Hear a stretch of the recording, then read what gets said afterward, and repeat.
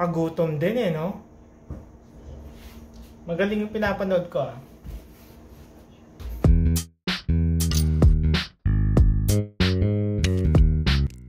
So, it's around 1 o'clock AM dito. And since off ko ngayon, nagpupuyat ako. Sa atin sa Pilipinas, maraming bilihan ng pagkain pag nagutom ka. May mga sari-sari store bawat kanto. I think ngayon meron na ring mga convenience store, pero mas pinipili pa rin siguro natin yung sari-sari store lalo't malapit lang sa bahay natin. And I think mas safe.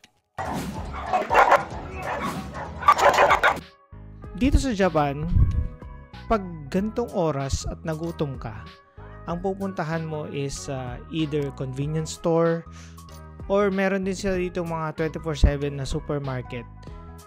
Yun nga lang, medyo malayo siya, especially kung nasa probinsya ka.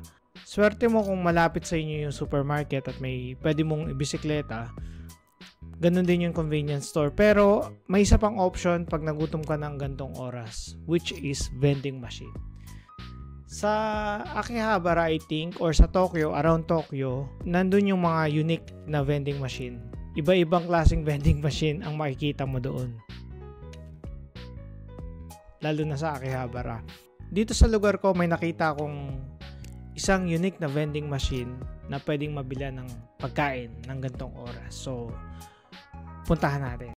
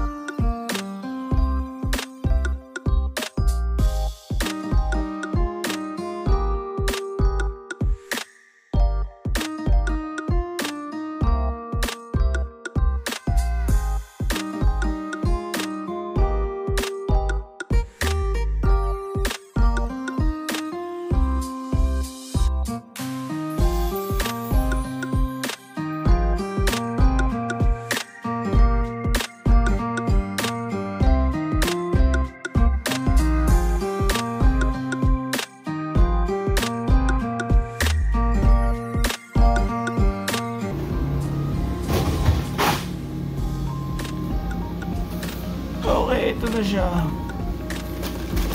Ready made na.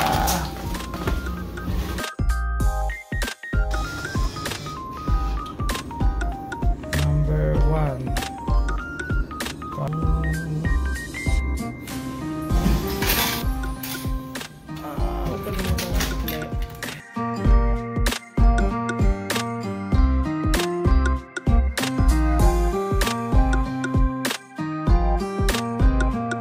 Nakabili na tayo ng pagkain and medyo mahal medyo mahal, frozen siya, so sa bahay pa natin siya makakain.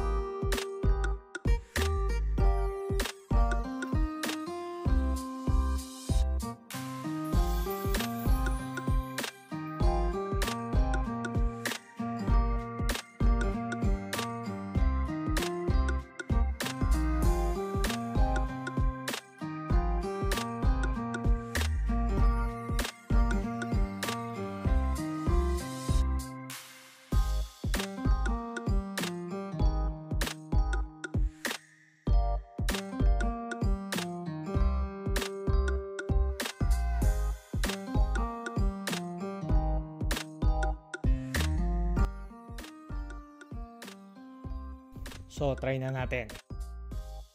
Wow! Actually, mas gusto ko sana mas magaan lang. Pero since gusto ko naman i-try talaga yung vending machine na yun. Yakitori pala ang main nung vending machine na yun.